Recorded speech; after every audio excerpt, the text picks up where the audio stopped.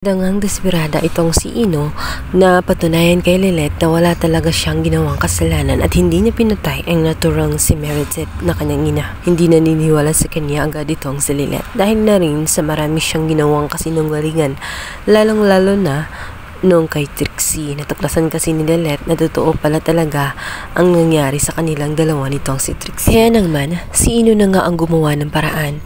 Hindi siya pwedeng makahingi ng tulong sa kapulisan dahil pinagbibintangan na nga siya at hinahanap na siya ng mga ito kung kaya't gagawa siya ng paraan upang malinis ang kanyang pangalan.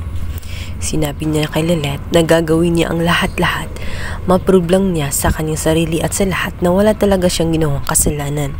Nakuha at nadukot niya itong si Evelyn, dinala niya ito sa tagong lugar. Ngunit si Evelyn dahil loyal sa kanyang amo ay hindi agad ito nagsasalita. Paulit-ulit na nga itong tinatanong nitong si Ino. Nandun na nga at sinisigawan na nga niya ito. Ngunit hindi pa rin ito nagsasalita. Takot si Evelyn sa kung sino mang tao na kumukontrol sa kanya. Laging tumatawag ito sa kanyang telepono. Samantala, bigla namang magugulat itong si Lilet habang sa isang kainan ay magre-ring ang kanyang telepono. Si Ino tumatawag sa kanya. Agad na nagbalita si Ino na hawak niya ngayon itong si Evelyn at malapit na niyang mapapaamin. Malapit na umanong magsasalita itong si Evelyn.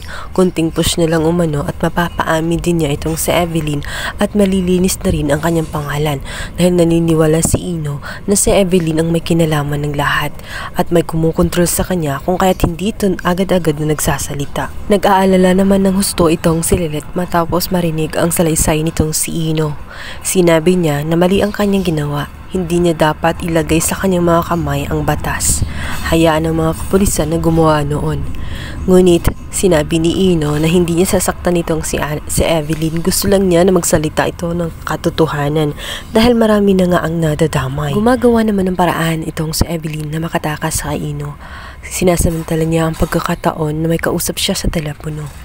Ngunit namalayan siya ni Ino, kaya't agad na napasigaw ito at naputol ang kanyang pakikipag-usap kay Lilet. Nagulat na lamang itong si Lilet at napasigaw kung kaya't nalaman ng kanyang pamilya ang tungkol kay Ino. Nagtaka rin at namamroblema din ang kanyang pamilya kung bakit hinahayaan niya na gawin ni Ino yun. Baka kung anong mangyari sa kanya. At sinabi ni Lilet na nagsalita lamang si Ino at wala naman itong ginawang kasalanan sa kanya. Nag-aalala pati siya dahil parang may mali. Parang kailangan nga ng tulong nitong si Ino. Samantala, ito namang si Ino, habang pilit na pinapaamin at pinapagsalita nga itong si Evelyn ay magugulat siya dahil isang lalaki ang biglang darating. At malalaman na lamang sa balita na si Ino nga ay nagpakamatay at maging itong si Evelyn at patay na rin. Pinapalabas doon na pinatay ni Ino itong si Evelyn at nagpakamatay na rin siya. Subalit hindi talaga ganun ang nangyari. Yung wala na ang witness, wala na rin itong si Ino na dapat ay makakapagsalita. Wala na si Evelyn na tanging saksi ng lahat. Dahil na rin sa hindi kayang ibigay ang pera na hinihilingan nitong si Evelyn, maging siya ay pinatahimik. Pinatahimik silang lahat. Yun din ang hinala nito dahil pinapalabas ng mga pulis na sinadya ni Ino ang mga pangyayari nang sa ganun ay hindi siya makulong. Ngunit hindi naniniwala si Lorena sa mga sinasabi ng mga pulis. Hindi gagawin ni Ino yun. Inamin sa kanya ni Ino na wala siyang kasalanan at binabali niya ang kanyang buhay. Marami siyang pangarap sa kanyang future. Galit na galit itong si Lorena sa mga pulis. Sinabi nito na buksan nila ang kanilang mga mata. Hindi totoo at hindi magagawa ni Ino ang magpakamatay. May foul play na nangyayari.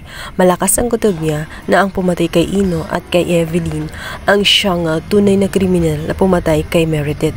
Ayaw nito na magsalita ang dalawa kung kaya't pinatahimik silang dalawa. Yun ang katotohanan at dapat ay kumilos at gumalaw na sila nang malaman na talaga ang lahat.